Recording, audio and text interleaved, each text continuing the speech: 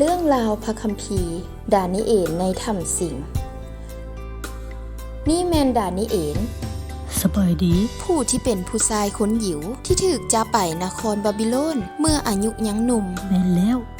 ดานิเอลฮักพระเจ้าและติดตามกฎบัญญัติของพระเจ้าแล้วอธิษฐานร่วมกับพระเจ้า3 ครั้งต่อมื้อและขอพระเจ้าให้ช่วยแล้วตลอดเวลาดานิเอลรับใช้อยู่ในราชการแผ่นดินของกษัตริย์บาบิโลนหลายปีข่อยฮู้จักลาวและอยู่ภายใต้การปกครองของกษัตริย์หลายองค์สวัสดีดานิเอลสบายดีดานิเอลพิสูจน์ตนเองอยู่เสมอว่าเรามีความสามารถหลายกว่าข้าราชการคนอื่นๆอยู่ที่นี่ขอบใจด้วยความยินดีดานิเอลรับใช้ในราชการของกษัตริย์ดาริอุสและเพราะความสามารถของเราดีหลายกษัตริย์จึงมีแผนการให้เราปกครองทั่วทั้งอาณาจักรว้าวโอเคข้าราชการคนอื่นๆพยายามโซกความผิดในตัวดานิเอลแต่ดานิเอลบ่มีความผิดอย่างเลยแล้วซื่อสัตย์มีความรับผิดชอบและไว้วางใจได้แบบสมบูรณ์โอ้คิดออกแล้วพวกข้าราชการคนอื่นๆพบว่าหนทางเดียวที่จะเอาดานิเอลออกไปได้คือท้าทายความเชื่อของเราไปดังนั้นพวกเขาจึงไปหากษัตริย์ดาริอุสขอให้พระราชาจงบัญยืนตลอดไปเถิดและเสนอให้พระราชาออกคำสั่งอย่างหนึ่งว่าใน30 วันนี้อย่าให้ผู้ใดภาวนาอธิษฐานขอสิ่งใดจากพระหรือคนใดๆทั้งสิ้น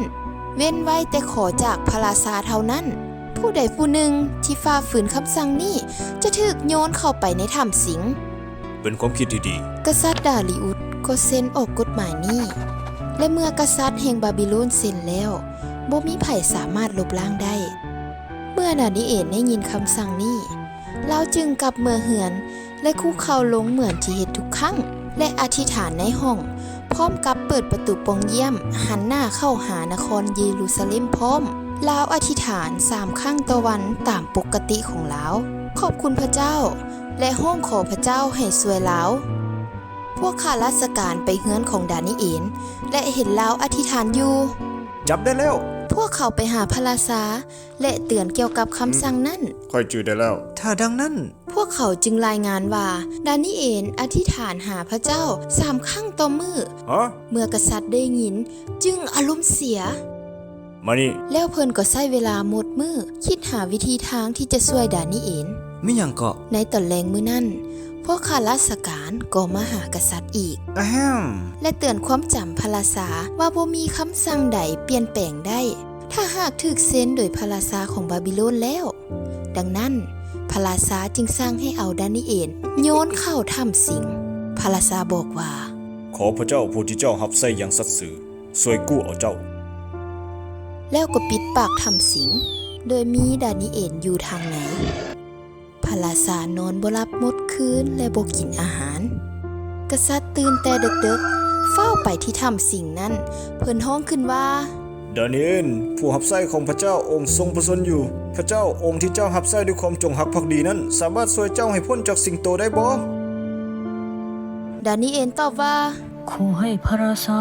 จงมั่นยืนตลอดไปเถิดพระเจ้าได้ใช้เทวดาของพระองค์มาอัดปากเสกไว้เพื่อบ่ให้มันทำให้ข้าน้อยข้าแด่พระราชาพระเจ้าได้เห็นดังนี้ย้อนพระองค์ผู้ว่าข้าน้อยบ่มีความผิดหยังและข้าน้อยก็บ่ได้เฮ็ดผิดหยังต่อท่านกษัตริย์ก็เบิกบานดีใจและสั่งให้นำเอาดานิเอลออกมาจากถ้ำสิงแล้วกษัตริย์ก็สั่งให้เอาพวกผู้ชายเหล่านั้นที่ฟ้องดานิเอลโยนเข้าไปในถ้ำสิงปิดการลงโทษดานิเอลปลอดภัย